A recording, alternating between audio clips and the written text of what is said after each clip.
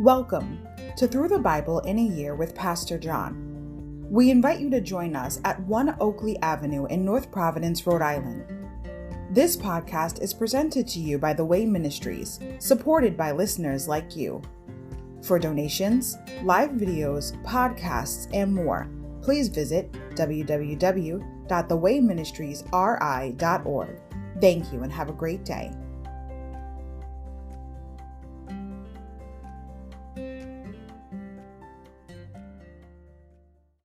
Hi, everybody. Welcome to Through the Bible in a Year with Pastor John. So glad you could join me today to get a portion of God's Word. Today we're going to begin in day 115, April 24th, 2 Chronicles, chapters 3 to 16. Reigns of Abijah and Asa. Overview. Abijah, who committed the same sins as his father before him, 1 Kings 15:3, nevertheless is used by God to judge an even more corrupt king, Jeroboam in the north.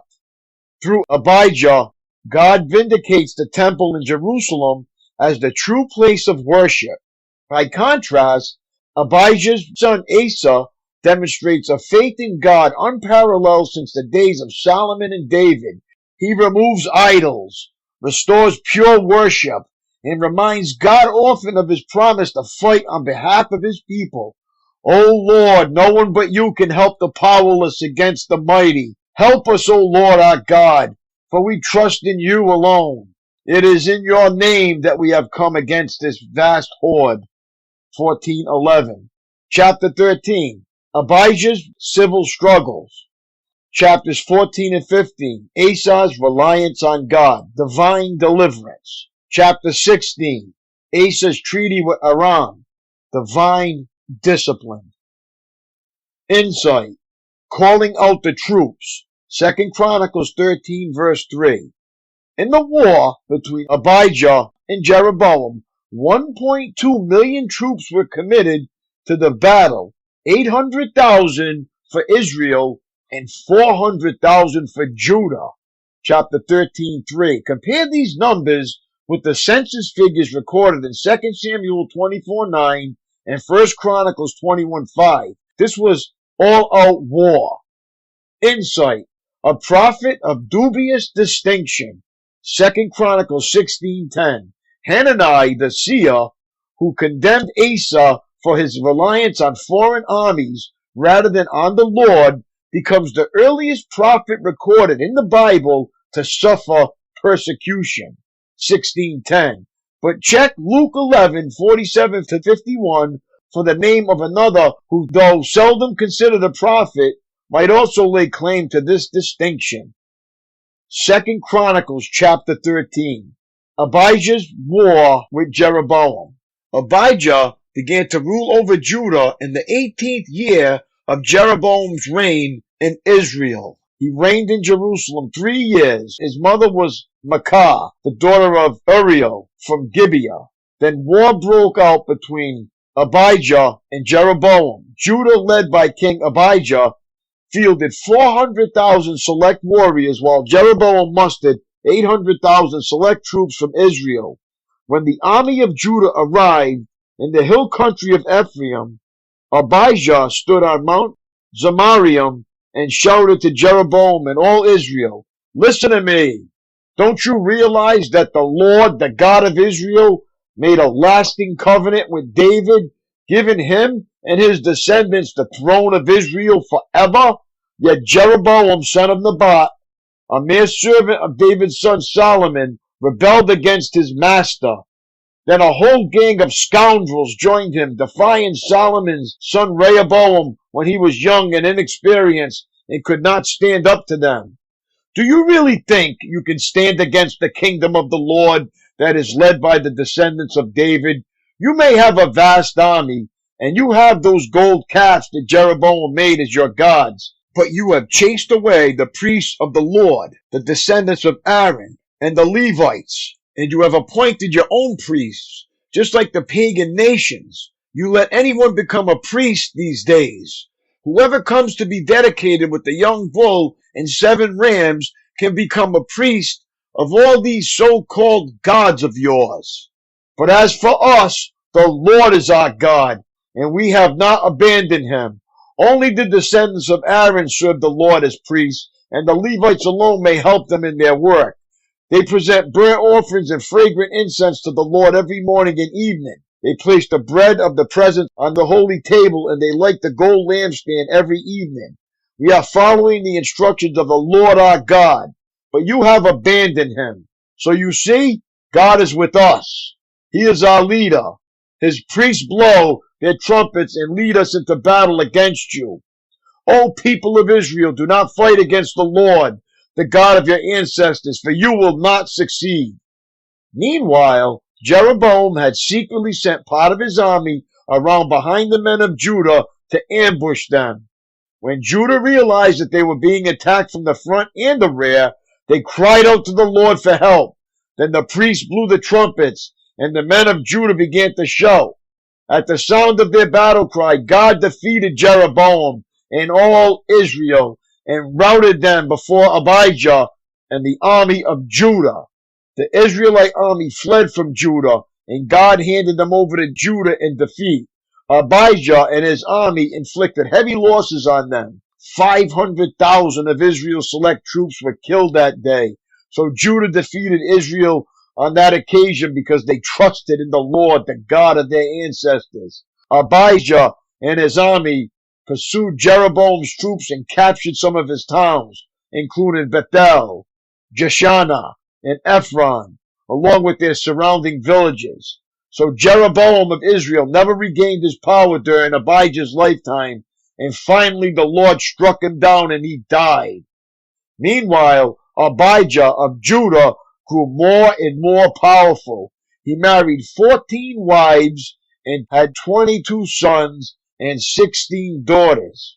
The rest of the events of Abijah's reign, including his words and deeds, are recorded in the commentary of Iddo, the prophet.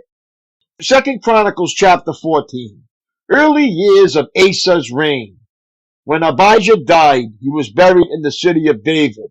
Then his son Asa became the next king. There was peace in the land for 10 years. Asa did what was pleasing and good in the sight of the Lord his God. He removed the foreign altars and the pagan shrines. He smashed the sacred pillars and cut down the Asherah poles. He commanded the people of Judah to seek the Lord, the God of their ancestors, and to obey his laws and commands. Asa also removed the pagan shrines, as well as the incense altars from every one of Judah's towns. So Asa's kingdom enjoyed a period of peace. During those peaceful years, he was able to build up the fortified towns throughout Judah. No one tried to make war against him at this time, for the Lord was giving him rest from his enemies. Asa told the people of Judah, "Let us build towns and fortify them with walls, towers, gates, and bars. The land is still ours because we sought the Lord our God, and he has given us peace on every side." So they went ahead with these projects and brought them to completion. King Asa had an army of 300,000 warriors from the tribe of Judah, armed with large shields and spears. He also had an army of 280,000 warriors from the tribe of Benjamin, armed with small shields and bows. Both armies were composed of well-trained fighting men. Once, an Ethiopian named Zerah attacked Judah with an army of 1 million men and 300 chariots. They advanced to the town of Maresha. So Asa deployed his armies for battle in the valley north of Maresha. Then Asa cried out to the Lord his God, "O Lord, no one but you can help the powerless against the mighty. Help us, O Lord our God, for we trust in you alone. It is in your name that we have come against this vast horde. O Lord, you are our God. Do not let mere men prevail against you." So the Lord defeated the Ethiopians in the presence of Asa and the army of Judah, and the enemy fled. Asa and his army pursued them as far as Gerar, and so many Ethiopians fell that they were unable to rally. They were destroyed by the Lord and his army, and the army of Judah carried off the vast amount of plunder. While they were at Gerar, they attacked all the towns in that area, and terror from the Lord came upon the people there. As a result, a vast amount of plunder was taken from these towns too. They also attacked the camps of herdsmen and captured many sheep, goats, and camels before finally returning to Jerusalem. 2 Chronicles chapter 15. Asa's religious reforms. Then the Spirit of God came upon Azariah, son of Oded, and he went out to meet King Asa as he was returning from the battle. Listen to me, Asa, he shouted. Listen, all you people of Judah and Benjamin. The Lord will stay with you as long as you stay with him. Whenever you seek him, you will find him. But if you abandon him, he will abandon you. For a long time, Israel was without the true God, without a priest to teach them, and without the Lord to instruct them. But whenever they were in trouble and turned to the Lord, the God of Israel, and sought him out, they found him. During those dark times, it was not safe to travel. Problems troubled the people of every land. Nation fought against nation, and city against city, for God was troubling them with every kind of problem.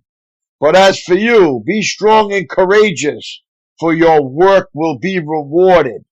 When Asa heard this message from Azariah the prophet, he took courage and removed all the detestable idols from the land of Judah and Benjamin, and in the towns he had captured in the hill country of Ephraim. And he repaired the altar of the Lord, which stood in front of the entry room of the Lord's temple. Then Asa called together all the people of Judah and Benjamin, along with the people of Ephraim, Manasseh, and Simeon, who had settled among them. For many from Israel had moved to Judah during Asa's reign when they saw that the Lord his God was with him. The people gathered at Jerusalem in late spring during the 15th year of Asa's reign. On that day they sacrificed to the Lord 700 cattle and 7,000 sheep and goats from the plunder they had taken in the battle.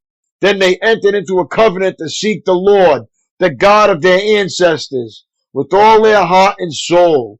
They agreed that anyone who refused to seek the Lord, the God of Israel, would be put to death, whether young or old, man or woman. They shouted out their oath of loyalty to the Lord with trumpets blaring and ram's horns sounding. All in Judah were happy about this covenant, for they had entered into it with all their heart. They earnestly sought after God, and they found him. And the Lord gave them rest from their enemies on every side. King Asa even deposed his grandmother Maacah from her position as queen mother because she had made an obscene Asherah pole. He cut down her obscene pole, broke it up, and burned it in the Kidron Valley. Although the pagan shrines were not removed from Israel, Asa's heart remained completely faithful throughout his life.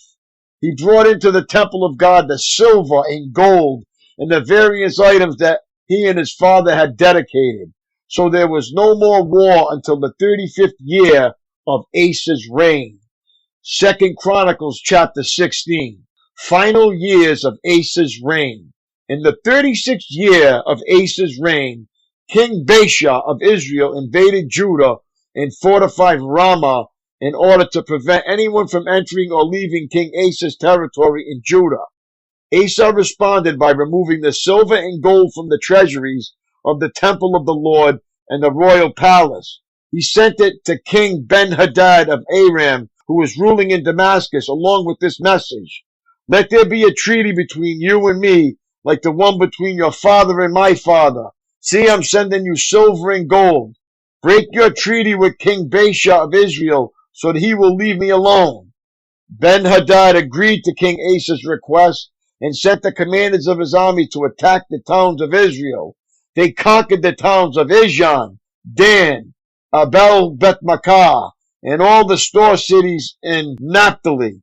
As soon as Baasha of Israel heard what was happening, he abandoned his project of fortifying Ramah and stopped all work on it. Then King Asa called out to the men of Judah to carry away the building stones and timbers that Baasha had been using to fortify Ramah. Asa used these materials to fortify the towns of Geba and Mizpah. At that time, Hanani, the seer, came to King Asa and told him, Because you have put your trust in the king of Aram instead of in the Lord your God, You missed your chance to destroy the army of the king of Aram. Don't you remember what happened to the Ethiopians and Libyans and their vast army with all their chariots and charioteers? At that time you relied on the Lord, and he handed them over to you. The eyes of the Lord search the whole earth in order to strengthen those whose hearts are fully committed to him. What a fool you have been! From now on you will be at war. Asa became so angry with Hanani for saying this that he threw him into prison and put him in stocks. At that time Asa also began to oppress some of his people. Summary of Asa's reign. The rest of the events of Asa's reign from the beginning to the end are recorded in the book of the kings of Judah and Israel. In the 39th year of his reign, Asa developed a serious foot disease. Yet even with the severity of his disease, he did not seek the Lord's help, but turned only to his physicians. So he died in the 41st year of his reign. He was buried in the tomb he had carved out for himself in the city of David. He was laid on a bed perfumed with sweet spices and fragrant ointments, and the people built a huge funeral fire in his honor. My daily walk. Today's section contains a divine classified ad. God is looking for a certain kind of person, someone to do an important job for him. Do you have the qualifications for this position? Wanted, people with a heart, loyal to God, no age limit, experience not necessary, educational background immaterial, physical limitations no problem, open to anyone regardless of race, color, sex, or national origin, equal opportunity employer, no mandatory retirement age. That's the gist of verse 16:9. God is searching diligently for men and women, boys and girls, whose heart attitude is right toward him. No matter if you're weak, God has strength in abundance. He's looking for those who are willing to make their lives a showcase for his power. Are you interested in the position? Then give heaven a call right now. God is standing by to talk to you personally. In a heart in which God is enthroned as king, there lies a glimpse of heaven. Oh, that's so awesome. That's all for today, my friends. It was great reading along with you. Keep up the good work, and God bless you. Have a great day, and I will see you tomorrow. Lord willing, peace.